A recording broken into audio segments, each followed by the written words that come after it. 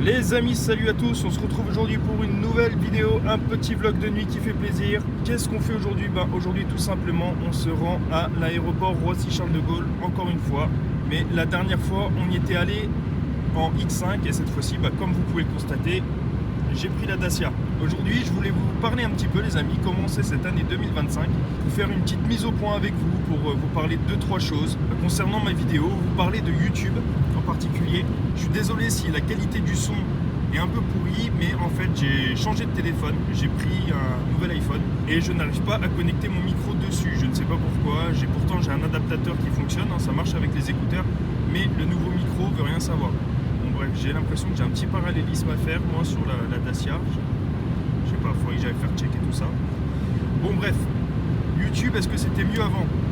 Écoutez, on va essayer de répondre à cette question. Avant YouTube, comment ça fonctionnait? Il faut savoir que YouTube, l'algorithme a beaucoup changé au fil des années. Et avant, il suffisait de peu d'éléments pour que YouTube recommande votre vidéo. Parce qu'il y avait moins de vidéos forcément sur le marché, donc votre vidéo était plus facilement recommandé. Aujourd'hui c'est beaucoup plus compliqué puisqu'il y a de plus en plus de créateurs de contenu, donc il faut bien savoir qui mettre en avant, et pour ça YouTube a développé un algorithme très poussé. Les mathématiciens ont fait ça, les mecs n'ont pas chômé, le moins qu'on puisse dire. Aujourd'hui pour percer sur YouTube entre guillemets, il faut être niché, ce qu'on appelle niché, c'est-à-dire qu'il faut proposer du contenu très ciblé en fait. C'est-à-dire que, je m'explique, si vous commencez par poster une vidéo qui parle de cake, une confection de cake aux olives, et que la vidéo d'après, vous faites un petit portrait au crayon 2B, et que la vidéo d'après, c'est un vlog en Alabama, YouTube va se dire, ouais c'est bien, ok d'accord, les vidéos sont quali, mais à qui je les propose en fait? Parce que dans ma communauté, enfin dans mes utilisateurs, j'ai des gens intéressés par la cuisine, c'est vrai, mais j'ai des gens intéressés par le dessin qui ne sont pas intéressés par la cuisine, et j'ai des gens qui sont intéressés par les vlogs, mais qui sont ni intéressés par la cuisine, ni par le dessin. Donc, qu'est-ce que je fais? À qui je propose cette chaîne? Je sais pas. Donc, comme YouTube ne sait pas, et ce qu'il va faire, c'est qu'il va mettre votre chaîne de côté tout simplement, il va pas s'emmerder, il va pas faire un travail d'enquête, et votre chaîne va tomber dans les oubliettes. D'ailleurs, faites l'essai, vous allez voir, créez une chaîne YouTube, faites 2-3 vidéos comme ça qui n'ont rien à voir les unes avec les autres, et ensuite essayez de les retrouver en tapant le titre exactement mot pour mot. Vous n'allez jamais les retrouver, elles vont être cachées et ça va être hyper compliqué de les retrouver. Si vous n'avez pas le lien ou quoi que ce soit, c'est mort. Donc voilà, moi c'est un petit peu l'erreur que j'ai fait quand j'ai commencé ma chaîne il y a 3 ans. C'est-à-dire, pour ceux qui sont là depuis le début, vous vous en rappelez certainement. Ma première vidéo, je vous avais présenté ma moto. Après, par la suite, j'ai fait quelques vidéos sur ma moto, où je la nettoie, où je fais quelques modifications. Ensuite, j'ai fait quelques vidéos où je présente des motos. Bon, ça reste niché puisque ça parle de moto. Mais ensuite, j'avais vite fait le tour, donc j'ai présenté ma voiture. Ensuite, j'ai présenté des petites modifications sur ma voiture. Ensuite, je vous ai présenté des voitures que j'avais pas. Bref, voilà, j'étais déjà plus assez niché. YouTube savait plus trop à qui proposer mes vidéos et je suis un petit peu tombé dans l'oubli. C'est pour ça que au jour d'aujourd'hui, après 3 ans de chaîne YouTube, je suis pas encore à 3000 abonnés. 3000 abonnés, c'est très bien. D'ailleurs, je remercie tous ceux qui ont pris le temps de s'abonner, les gars. Mais 3000 abonnés, mine de rien, ça reste très peu et très médiocre par rapport aux plus grosses chaînes du YouTube francophone. Vous pouvez voir qu'à côté des Squeezie, des Thibaut InShape et compagnie, je suis un petit misérable. Bon, quoi qu'il en soit, j'ai fait un petit peu cette erreur entre guillemets, et c'est d'ailleurs aussi pour ça que mes dernières vidéos sont presque exclusivement en rapport avec ce véhicule, la Dacia, parce que c'est une voiture qui vous intéresse beaucoup, et c'est ce qui me permet de rester niché. Des vidéos en lien avec ce véhicule exclusivement, au final ça fait qu'on est niché.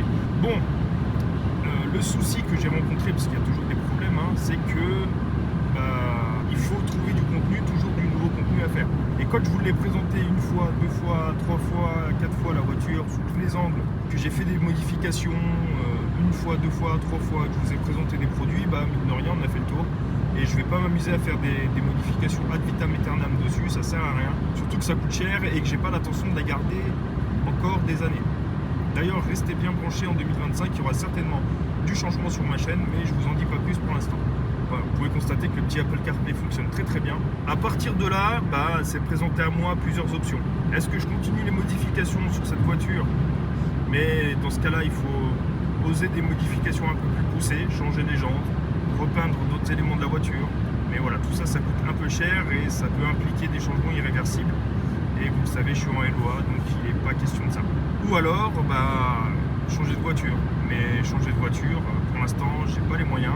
Voilà, je suis pas Rothschild. Je suis pas des youtubeurs comme Akram Junior ou GMK qui peuvent se permettre de changer de voiture tous les 4 matins. Attention, je suis pas en train de les critiquer. Hein.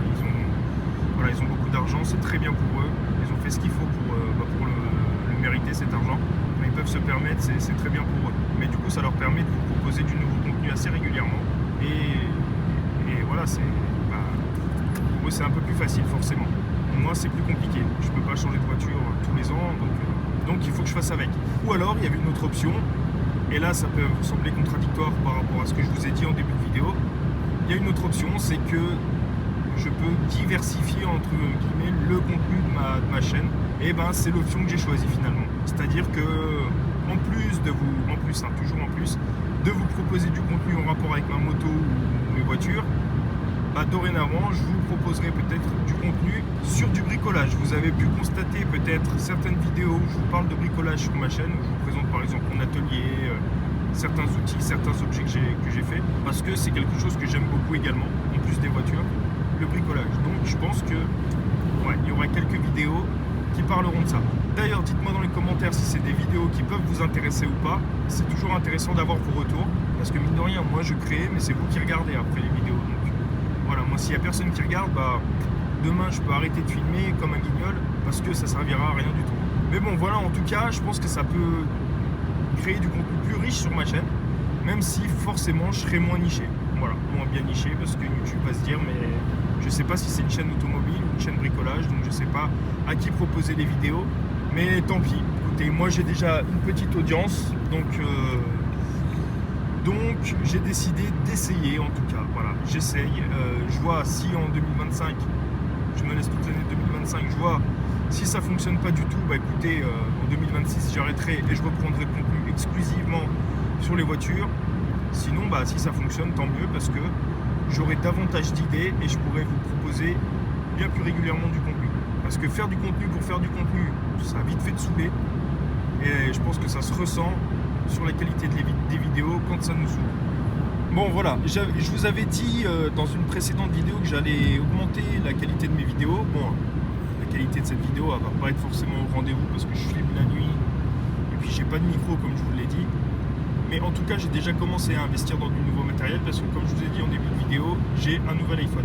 Donc, j'ai pas pris le plus pourri des iPhones puisque j'ai pris j'ai pris le fleuron de chez Apple, le 16 Pro, les amis. 16 Pro Max, pardon. 16 Pro Max, voilà, le top du top. Ça m'a coûté 1500 balles, ça m'a fait un peu mal aux genoux. Mais en tout cas, c'est un téléphone que je vais garder pas mal de temps. Donc, finalement, ramener. Lisser sur l'année, c'est des téléphones qui coûtent pas très cher parce qu'on les garde longtemps.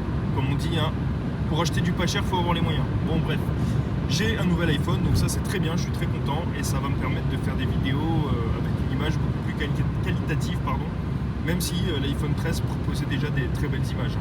Mais voilà, le 16 Pro Max en parallèle de mes deux GoPro, je pense que je pourrais vous proposer des images plus agréables à regarder, d'autant que surtout si je vous propose des vidéos de bricolage, je pourrais avoir plusieurs angles de vue et ça sera beaucoup plus intéressant. Voilà, là il y a 3 capteurs, donc je sais pas trop à quoi ça sert. Je suis encore en train de le prendre en main, le téléphone. Je suis un peu un noob en ce qui concerne l'électronique, moi. Donc, je vais essayer de voir des tutos un petit peu pour apprendre à bien se servir de l'appareil photo et je vais essayer de m'améliorer. Je vais essayer de m'améliorer au niveau du montage également et au niveau du traitement du son. Bon voilà les amis, moi ça me fait plaisir de vous parler, c'est dimanche matin, il fait nuit, il est 7h36, on est en hiver, il n'y a pas de doute. Mais voilà, il n'y a pas grand monde sur la route, c'est plaisant, on est bien. Je vais encore une fois vous souhaiter une très très bonne année 2025. Je vais vous souhaiter tous mes vœux de réussite, mais surtout je vais vous souhaiter la santé. Vous savez certainement que je suis infirmier, pour moi il y a rien de plus important que la santé. Je peux vous l'assurer les amis, parce qu'on a beau être riche ou quoi que ce soit, dans la santé, on est tous égaux. Vous avez beau avoir des comptes remplis, des comptes en Suisse, des comptes offshore, des machins avec des millions dessus. Le jour où vous chopez un cancer, vous vous trouvez dans une chambre d'hôpital avec une chemise ouverte où on voit votre fiac, comme le voisin d'à côté. Et ça, malheureusement, c'est quelque chose, c'est une maladie qu'on n'a pas encore réussi à traiter. Donc voilà, je vais vous souhaiter la santé pour vous et tous vos proches, parce que je crois que c'est le plus important finalement. Dites-moi ce que vous avez pensé de ce petit vlog. Voilà, si ça a été agréable. Dites-moi si vous êtes resté jusqu'au bout. J'espère que ça vous aura plu, moi en tout cas. Ça m'a fait plaisir de vous parler un petit peu, prendre un peu de temps comme ça.